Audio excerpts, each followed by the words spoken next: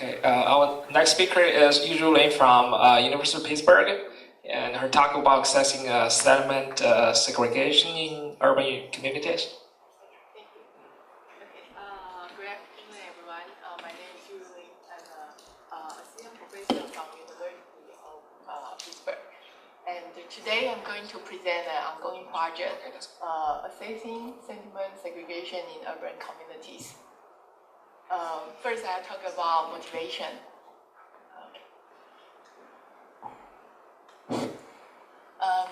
So my research is in the field of computational social science, and I'm interested in study human and social dynamics using big data.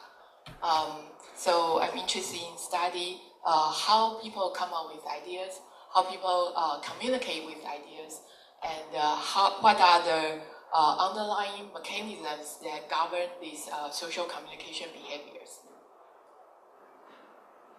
So when we think about the underlying mechanisms, we want to find out the structures, and people think and feel differently. What would be the underlying structure that reflect these differences?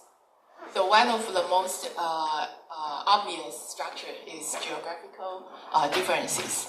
So the rationale is that people live in different geographical spaces. Therefore, they think differently and feel differently. So recently, research has been shown that the sentiment differences, the connection between sentiment differences and the geographical differences. So here is research from University of Vermont, a research group. They shown a geography of happiness. So here, red dots are people, are happier people, and blue dots are less happier people. And you can see there's actually a cluster of less happier people in living in this South in US. Another research from California, Humboldt University, they show geography of hate. And here, the reddish colors represent more hate, and the blue colors represent less hate. So you can see also a cluster of more hated words all over the space. Okay, this is the Pulse of Nation. This is a research group of Northeastern University and Harvard University. And they show that at any point in time, different people living in different space have different moods. So here, the reds are happier people and the greens are less happier people. Okay, so they show that there's a connection between the sentiment differences and geographical differences. But do we really understand what's going on here? Actually, there are social cultural differences for why people distribute in different geographical areas. And why would people distribute in different geographical space?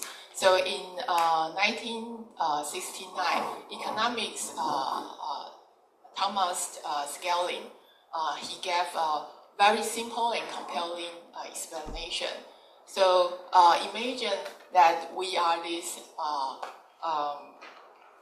chess pieces and distribute in this checkerboard. And here, each chess pieces represent individual agent. And so these agents, when they feel happy, they will stay in their current place. And if they don't feel happy, they feel unhappy, they will move to other places. And so if an agent feel happy, that means that they are, so for example, these black pieces, he or she feel happy because the portion of his neighborhood are in the same type. And for example, these white pieces, the portion of his neighborhood are in different type. So she will then move to other places. The differences could be in any kind of social cultural differences. It could be economic differences, it could be race differences, it could be gender differences. And scaling showed that these simple and small incentive can lead to remarkable segregation patterns. And his model can reproduce the segregation patterns in real world. So segregation remains an important and serious issue in real world. And Chicago is the most racial segregated city in US. And here the red dots are white, represents white community, and the blue dots represent black, the African American community, and the green and orange are Asian and Hispanic communities. And you can see these colors are actually clearly separated in different neighborhoods. And this is the segregation patterns in New York City, and you can see dark red and dark green. And this is the segregation patterns in the city of Pittsburgh. And this is the area that we are talking more in this study. So, as I say, studies have shown that there's a certain connection between sentiment differences and geographical differences. And but here's a deeper connection that is missing in the literature. That is deeper connection between the sentiment differences and those social cultural differences. So here in this work, our goal is try to explore these sentiment differences and the demographic context at the neighborhood level. So here is our approach. We collect data. We focus on this city of Pittsburgh data because city of Pittsburgh, they have data at the neighborhood level, and they have abundant geographic contextual data about each neighborhood. And here I'm showing these 19 neighborhoods on the Pittsburgh map. And then with these neighborhood boundaries, we collect all geocoded tweets that falls within these neighborhood boundaries. So here, each dot represents a tweet posting within a 3-month period of study. And here you can see all tweets collectively cover most of the cities, and the tweets were more densely distributed around the downtown of Pittsburgh. And here I'm showing the total number of tweets per neighborhood, range from 41,000 to 21. And there are totally 200,000 tweets posted within this 3-month period in these 90 neighborhoods. Okay, so how will we detect the sentiments? Here we use a concept-based affect lexicon called SentiSense.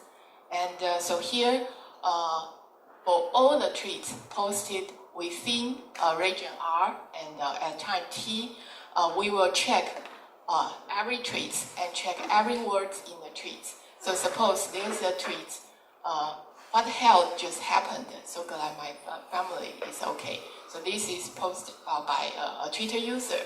So here, hell is in the fear dictionary, and glad is in the joy dictionary. So after normalization, we would say there is a 0.5 fear and a 0.5 joy in this tweet. And then by aggregating all the tweets, we could create a fear index and a joy index, and we can create any kind of index for each different sentiment category. And in this, using this lexicon, we can detect 14 different sentiment categories. And then we can create a vector called sentiment profile, which contains every sentiment index in these vectors. Okay, so here are some simple keywords in this SentiSense lexicon. For example, anticipation, the keywords will be anticipate, able, worth. And then joy. In this dictionary, we have satisfied, cheerful, comfortableness. And then hope would be hope, credible, encouraging. And fear, the keywords are fearful, unkind, craziness. And then disgust, the keyword will be hate, aggression, ugliness. And we have totally 14 different sentiment categories in this lexicon. Okay, so our goal is to detect a stable relationship between sentiment differences and demographic attribute. So it's important that the relationship we discover is stable rather than transient. So for this purpose, we developed temporal divergence measures. And these temporal divergence measures is defined as Shannon divergence between two consecutive sentiment profiles of a neighborhood. So here, this is a sentiment profile of a neighborhood at time t and t plus 1. So here in our data, we show that temporal divergence decreases with more tweets, which makes sense because when you have more data for a neighborhood, the data is less uncertain. Okay, so how will we determine the sentiment stability? So here we assume that the sentiment trend should be smooth over space. So if the sentiment trend is not smooth over space, it is more likely to change over time. So this is actually the idea behind the scaling model. So for this, we developed between divergence measurement. And this between divergence is defined as the mean Shannon divergence between sentiment profiles of a neighborhood and all its nearby neighborhood sentiment profile. Okay, and then we say a neighborhood has a stable sentiment tendency if its mean temporal divergence is smaller than its mean between divergence.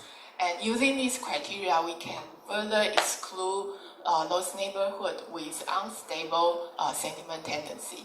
And then this results in 62 neighborhoods with stable sentiment tendency. Okay, and then we further determine the discriminant sentiments.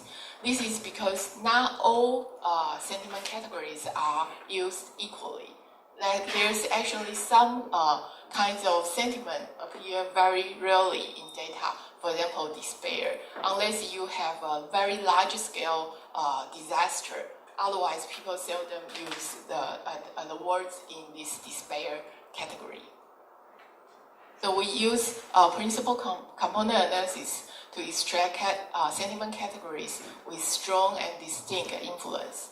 So here I'm projecting all the 14 different sentiment categories on these first two principal components. And then based on their eigenvalue and the overlap of the eigenvectors, we extract 5 sentiment categories they are mostly strong and distinct from others. So this includes the joy, anticipation, hope, disgust, and then fear. Okay, so here are our findings. So our analysis will follow this structure. So I will compare the sentiment with demographic attributes. And these demographic attributes are downloaded from the city of Pittsburgh, and we group them into 4 important categories, which includes age composition, public safety, education income, and then race composition. So our first finding is about age composition and the sentiment. So here, the age composition, neighborhood's age composition actually reflect, actually influenced by their choice about a school district. So here we see that neighborhood with more youngsters, they tend to express more joy and then less disgust. And then a neighborhood with more teenagers, they tend to express less joy. And interestingly, we find that neighborhood with more kids tend to express more disgust, and the neighborhood with more elder people tend to express more fear. Tend to have more fear expression in their tweet. And here, all these mark statistically significant, and we use Spearman rank correlation coefficient because we are more concerned about the association orientation regardless the amount. Okay, so the second finding is about public safety and the sentiment. Here we see that the joy expression are negatively associated with a more murder rate and aggressive assault rate. And also the hope and anticipation are negatively associated with a more crime rate and aggressive assault. And we see a positive association between disgust and then and this murder, aggressive assault, and burglary. So these public safety variable actually reflect the violence status in the neighborhoods. Okay, another finding is about education and income and sentiment. So here we see that neighborhoods with more people more people that have bachelor's degree and postgraduate degree, they tend to express more anticipation and more joy, and then less disgust. And then neighborhood with more higher high school attainments, they actually have negative association with anticipation, joy, and positive correlation with disgust. Okay, so the final discovery is about race composition and sentiment. We saw that joy, this joy expression have a positive relationship with the neighborhood with high percentage white, high percentage Asian, and high percentage Hispanic. And also more Asian also have, the neighborhood also have positive correlation with anticipation. And then we found that neighborhood with high percentage of African American, they have negative association with joy expression. Okay, so from this analysis, there seems two different trends. When one goes up, the other goes down. So to see this more clearly, we extract clusters based on, we try to cluster the neighborhood based on their demographic attributes. So here we extract two clusters using K-mean clustering. And this cluster one correspond to higher income and higher education and higher percentage white. So we call this a privileged cluster. And the other cluster, underprivileged cluster, correspond to lower income, lower education, and lower percentage white. So let's see the trend, the sentiment trend within these clusters. So here we see this privileged cluster, they have positive association with anticipation, joy, and disgust. And the other cluster, the underprivileged cluster, have negative association with anticipation, joy, and disgust expression. So this is the first empirical result that shows sentiment divergence across demographic groups.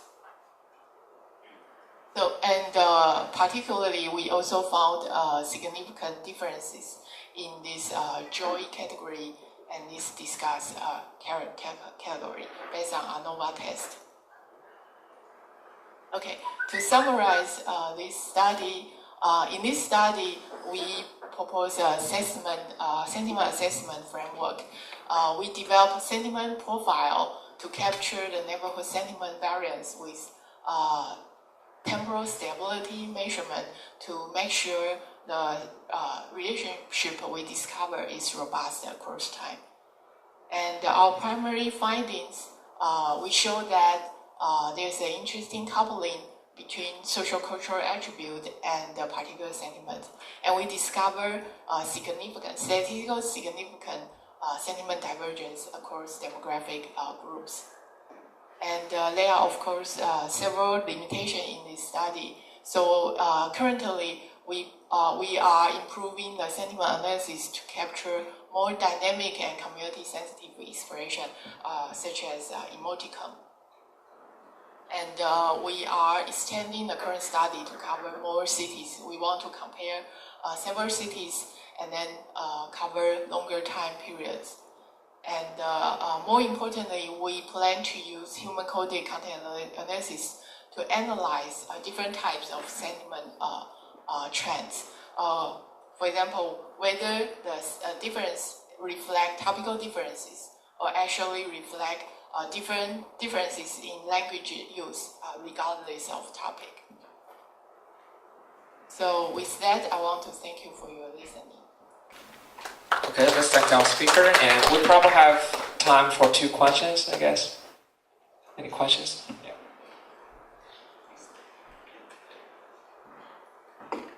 Thanks for the very nice talk first. So it seems like you're building the sentiment profile for each user is based on the understanding of the keywords actually and the user conversation, right?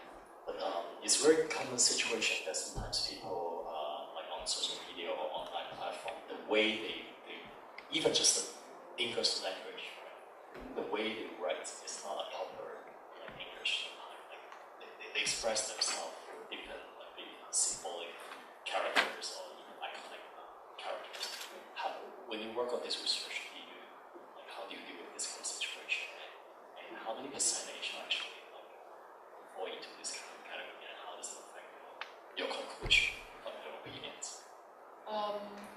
So this is actually the first point of my next step. So as I said, there are some community-sensitive use, as you say. They are their terms like the youngster and teenagers. They are using different words to express happy or sad or something. So this is not currently capturing using this lexicon. Although there has been studies showing that this lexicon is also useful in capture the show text. But I guess it's difficult to assess how much we can capture from this social media language. I don't have an answer for that. But it's a very interesting question. Yeah, go ahead. Very well prepared slide. Thank you for that. My question is, when you get the geolocation of the Twitter tweets, because in my experience, geolocation is rarely, people don't put their geolocation usually. For a 3-month period, you'll be capturing people who will put out their geolocation. So if that's the case, then it's a sample of the population. How, is that true? Am I right? Yes, you are right. So in this study, we use 100% geocoded tweets in this study. But in our current sample collection, we're collecting the 10% sample from the streaming API. So in this particular data set, we have 100% geocoded tweets. So all the geocoded tweets will go to this data set during the period of time. But of course, these only capture users who using mobile devices that post their tweets. And one approach is that whenever they have used this mobile device to tweet in their tweeting history, we can backtrack and infer their location, but that's just the inferences. So you are right. Here we only capture the tweets with geocodes. But here I'm to kind of comment on the first question. Actually, I'm creating a sentiment profile for each neighborhood, not for each individual. So here is a sample of the neighborhood sentiment using these geocoded tweets. Okay, so that's the conclude of this session. Thank you for your attention.